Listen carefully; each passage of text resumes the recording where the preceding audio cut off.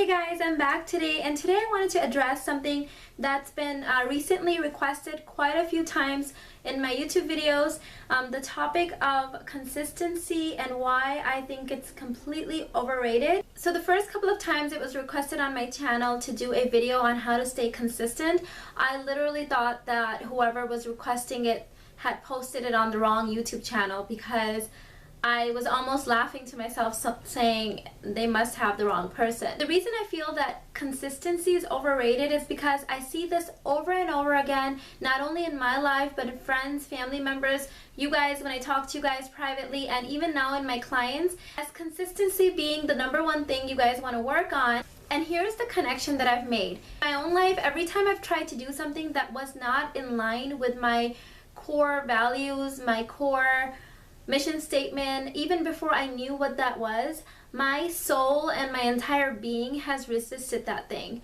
So whether it was eating right or working out or sticking with a certain job or even trying to force myself to read or do anything that I didn't want to do, I just can't stick to it and I can't be consistent to it. There is no amount of money that you could pay me to do something that makes me unhappy. For some reason, that is something that I know there's a lot of people out there, and more power to them, that are stuck in jobs that they hate or doing all sorts of things for the betterment of their family, and I truly admire those people, because for some reason I am not that person that can last very long in doing something that I don't enjoy. It really shows on me. It's really heavy on me. A lot of times when I talk to people and they're like, you know, we want to be consistent, we want to manage our time like how you manage it and how you consistently do things. And I say, okay, tell me more about what you want to do, what you're trying, what are you having trouble with? And they'll cite 3 or 4 things. And then when I ask them to give me a reason on why they want to get consistent on these things, I see a pattern. And the pattern is that they are trying to force themselves to do things that they think other people or society or some other reason that is not coming from within for wanting to do something. For example, I have friends that say that they buy so many books and they have trouble getting through the first chapter even, and then they'll just put it away and never read it again. And this has happened over and over again over the years. So I will ask them, well, why do you want to read? Well, you read, or well, reading is good because we want to learn.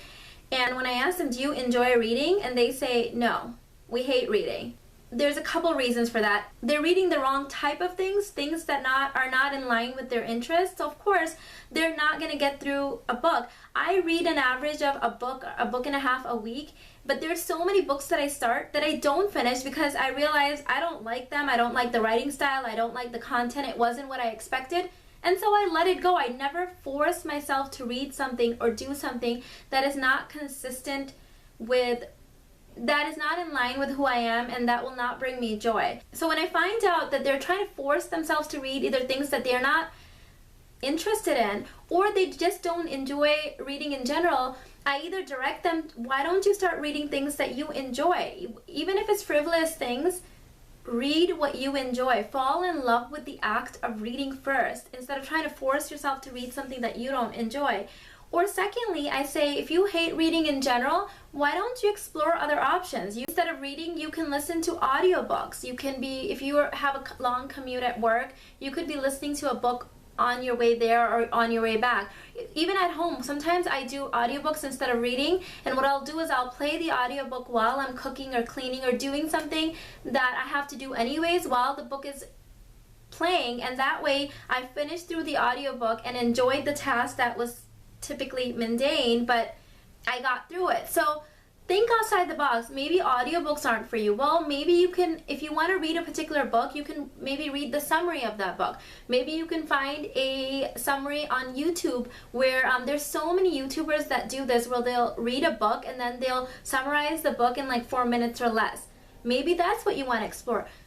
Consistency comes from doing things that bring us joy and passion and feed our souls. If you're trying to force yourself to work out, then maybe you're doing it for the wrong reasons. The reason that I've always failed at working out or not enjoyed it even when I've done it in my past is because I was trying to work out to lose weight.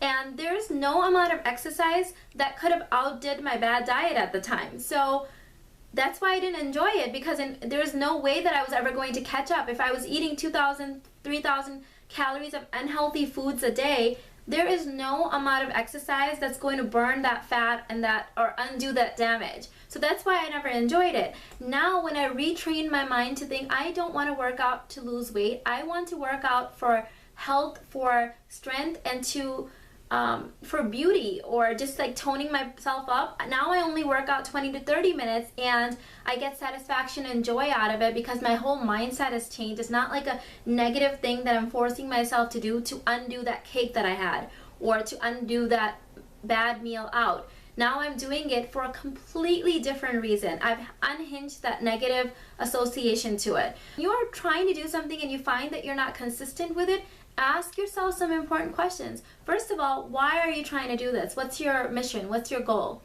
And why is it so important for you to try and achieve this goal? Is it because other people expect it of you? Is it because it's something that you think will better your personal growth and development? Is it something that you need to do for work? Figure that part out first, and then think of alternatives. Because I have family members that would like switch jobs like every couple of months or every year, going from job to job from job, and everybody would be saying, you know, they're lazy, they can't keep a job, like what's wrong with them? And then a couple of those people got into their own businesses and they boomed and they thrived, and they were working probably twice as hard as everybody else, but they enjoyed it, and you can see their business was thriving, they were radiating, you could tell that their soul was literally like lit in from within. And then I realized that, you know what, those people were inconsistent at their jobs because they were not meant to be sitting in a 9-to-5 type of job, and that just dragged them down, and it didn't bring them joy. And so that's why they kept changing job to job, trying to figure out what was wrong with them, when really they wanted to be business owners, and that's where they would thrive. But sometimes it takes us a little bit to figure that out, and I think that's that transition period where kind of mean to ourselves and we say, what's wrong with us? Why can't I be consistent? Look at Sally, she's so consistent at everything that she does. Well, maybe Sally's figured out a formula. She's figured out to stick with the things that bring her joy and peace. And sometimes there are things that we absolutely have to do. Well, then maybe you have to think outside the box and figure out a creative way of doing it, or changing your mindset. And people say, oh, I eat so unhealthy, I need to remove or stop eating this, this, and that. Well, removing and depriving and taking out or stopping are very negative words. So I say stop saying that to yourself. Instead of saying that I'm going to remove something, say I'm going to add 2 pieces of fruit a day, or I'm going to add 1 side salad to each meal. Start small, and in the process of adding something in instead of the negativity of removing something is a huge mindset shift. And you will notice that it will be easier for you to stick with whatever it is that you're trying to achieve when you are in line with your mission statement, your goals, your passions in life. So I think that's what I wanted to put out there. The interesting thing is that a lot of the clients that I'm getting right now, I have a pre-coaching questionnaire and where they fill out, you know, what areas they're looking to improve, and consistently is like the #1 thing cited on there. And it's not like a multiple choice, so I haven't given them those choices. And it's very interesting. In doing this video, I will probably maybe even lose clients or people that were thinking of signing up, but I think this is such an important message to get out there to you guys. But because I see a lot of people beating themselves up, what they really need to do is find things that they love to do, and I promise you, once you find those things, you will consistently do them because they will bring you joy. So that's it, guys. That's my message from today. I hope you found it helpful. Please like, comment, and subscribe, and let me know your thoughts, and share this video if you think this will help somebody, and I'll catch you guys later. Bye.